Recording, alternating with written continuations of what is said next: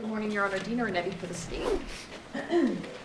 Good morning, Your Honor. Charles Goodwin, bar number 14879 on behalf of Mr. Sachs. No. And Your Honor, Shetler 4747 on behalf of Zane. And this is defendant's motion to dismiss count 3. The court has read the motion, has read the transcript of proceedings from the grand jury, has read the opposition, has read the reply, and is prepared to rule, but I will hear arguments from counsel. Your Honor, are there specific issues that the court would like to hear more on or focus on?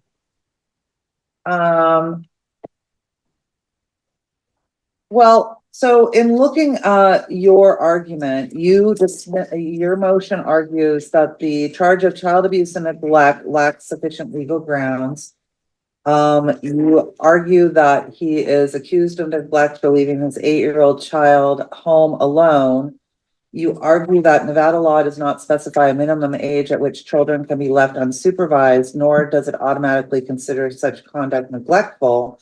And you state that the state's claim hinges solely on Lyle's age and his being home alone without additional evidence showing he was in immediate danger or incapable of self-care. However, in looking at the indictment in this case, it specifically states that on a specific date, the minor child was left alone at home without adequate care, control, or supervision. So it doesn't just say that he was left home alone. So I think your argument is belied by the actual indictment in and of itself. So, and Your Honor, just to speak to that, those are the elements. If you go through the child abuse and neglect, those are simply the elements of the crime. Those are not actual facts of the crime. So when they're saying that that's exactly what happened, what they're actually doing is citing to the elements rather than any factual pleading. Going through the statute, that's exactly what the statute lists as one of the potential ways that you could be convicted of child abuse and neglect and endangerment. It does not, though, list out what facts are meeting those elements or what facts are being alleged in those elements. Now, I've seen some of the grand jury transcript, and all they did was they looked inside and they asked him, and it's not even very clear how much they did in the house according to the grand jury transcript, which I do agree with the state, they could look to it, but the grand jury transcript on this issue had 3 questions. Was there a computer? No. Was there a phone? No. And that was the totality of it. So still, no, there's no facts alleged that he was without adequate care or control, and there were no facts alleged even in the grand jury transcript that would suggest that. The only thing he's being held to answer for here is that he's an 8-year-old. And that's what my issue is because now we're doing a little bit of burden shifting here, because now it becomes the defense's job to prove that an 8-year-old can be home alone for an hour or 2 by themselves. That is not that's not a fair position to place us in. Furthermore, Your Honor, it doesn't really clarify what exactly would meet the standard of adequate care and control. So without that, we don't really have a good position or basis to defend ourselves, and that's why it would be a defective pleading, Your Honor. Okay, and I'm looking at during the grand jury proceedings, the state defined what negligent treatment means, which negligent treatment or maltreatment of a child occurs if a child has been subjected to harmful behavior that is terrorizing, degrading, painful, or emotionally traumatic, has been abandoned, is without proper care, control, or supervision, or lacks the subsistence, education, shelter, medical care, or other care necessary for the well-being of the child. I don't think that it's burden shifting, because I think that at trial, the state still has to prove that he was left without adequate care, control, or supervision, and the burden is on the state to prove that. But based on Garnett versus First Judicial District Court and Larson versus Warden, it is not necessary that every fact that goes to supporting the charge be listed in the indictment. An indictment need only set forth essential facts necessary to inform the defendant of what crime is being charged. It need not explain all factual evidence to be proved at trial.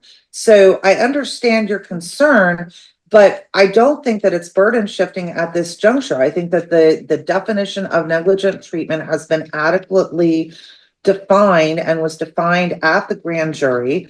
And the court must accept the facts alleged in the indictment as true.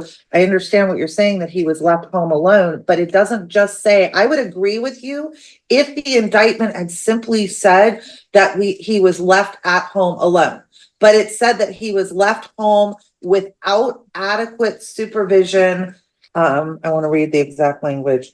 Without adequate care, control, or supervision, which I believe meets the negligent treatment. Now, certainly that's going to be the state's burden to prove, but I don't think that it means that your client is unable to decide what crime has been charged. And if I may, Your Honor, or is the court done? No, go ahead. And I just want to point out, and I understand exactly what the court's saying, but I would liken it to the prohibited person statute. In this instance, if you say this person is a prohibited person and cannot be in possession of guns, and then the facts only say this person had a gun in his possession, but don't list out a prior conviction, something that would make them a prohibited person, that also would be a defective plea based on the lack of facts. Here, it's very similar to that, because just him being alone isn't enough to meet any of those. So there should be some factual standard, something that would say, to wit, left alone at home in the presence of firearms, in the presence of something like this, during a situation where he could not have taken care of himself. But none of that's being alleged. It's simply being abandoned. It does. It says without adequate care, control, or supervision. But Whether or not the state goes to prove that, and that's why I said, I would agree with you, Mr. Goodwin, if it simply said that he was left at home alone. I would agree with you that that would be facially deficient. But it doesn't just say that he was left at home alone. It says that he was left at home alone without adequate care, control, or supervision. That's going to be up to the state to prove, but I don't think that it makes it a facially deficient indictment. Understood, Your Honor. All right, so I'm going to deny the motion on that basis, and I'm going to take it that the state, when it's winning, is going to follow the rule of not saying anything. Yes, ma'am. All right. Motion's denied. If you will, Thank you, Your Honor. Ms. Rinetti, based on what the court's findings were today, I would appreciate that. Thank you very much. Thank you, Judge. Thank you. Thank you, Your Honor.